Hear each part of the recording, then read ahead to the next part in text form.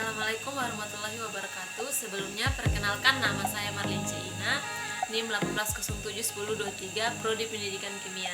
Di sini saya akan menjelaskan materi tentang metabolisme, karbohidrat, lemak, dan protein.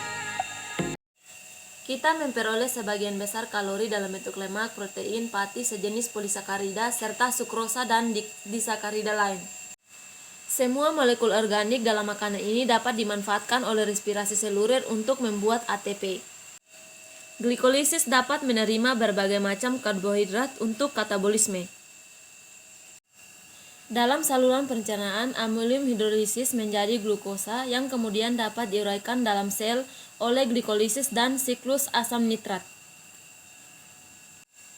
Begitu juga dengan glikogen, yaitu polisakarida yang tersimpan di dalam sel hati dan sel otot.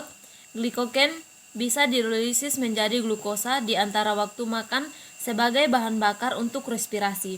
Secara umum, glikogen hati ini akan habis terpakai sekitar 10-18 jam tergantung aktivitas yang dilakukan. Protein juga bisa dimanfaatkan sebagai bahan bakar, namun harus dicerna dahulu menjadi asam-asam amino penyusunnya. Sebagian besar asam-asam amino sebenarnya akan digunakan oleh organisme tersebut untuk membangun protein baru.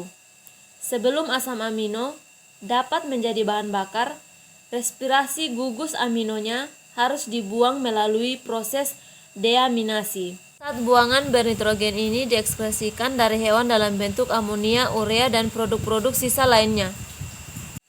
Gliseraldehida 3-fosfat, suatu intermediate pada glikolisis. Sebagian besar energi pada lemak disimpan dalam asam lemak. Asam lemak selanjutnya mengalami proses beta oksidasi menjadi fragmen berkarbon 2 untuk selanjutnya memasuki siklus Krebs melalui asetil CoA, NADH, dan FADH2 yang dihasilkan oleh oksidasi beta dapat memasuki rantai transport elektron sehingga lebih banyak lagi ATP yang dihasilkan. Lemak merupakan bahan bakar yang sangat bagus, sebagian besar karena struktur kimianya dan kandungan elektron-elektronnya yang berenergi tinggi jika dibandingkan dengan karbohidrat. 1 gram lemak yang dioksidasi oleh respirasi menghasilkan ATP 2 kali lebih banyak daripada 1 gram karbohidrat. Sayangnya, hal ini juga berarti orang yang hendak menurunkan berat badan harus bekerja keras untuk mengikis lemak yang disimpan dalam tubuh. Karena sedemikian, banyak kalori yang tertumpuk dalam setiap gram lemak. Saat seseorang kelaparan, glukosa dalam darah sudah menipis. Ketika glukosa darah habis, maka cadangan glikogen yang tersimpan di hati dan otot akan diuraikan menjadi glukosa untuk membentuk energi. Setelah glikogen habis digunakan, baru kemudian terjadi pembakaran lemak tubuh yang akan diuraikan menjadi gliserol dan asam lemak untuk menghasilkan energi. Saat cadangan glukosa habis dan cadangan lemak habis, maka tahapan paling akhir adalah penggunaan simpanan protein yang ada di sel-sel otot.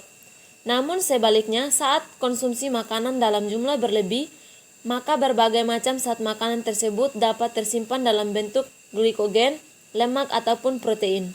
Misalnya, manusia dapat salah satu prekursor utama lemak juga bisa berasal dari senyawa intermediat yang dihasilkan dalam glikolisis, yaitu dihidroksiaseton fosfat. Sehingga jika kita mengkonsumsi lebih banyak makanan daripada yang kita butuhkan, kita akan menyimpan lemak meskipun makanan kita bebas lemak. Metabolisme memang serba bisa dan lihai dalam beradaptasi.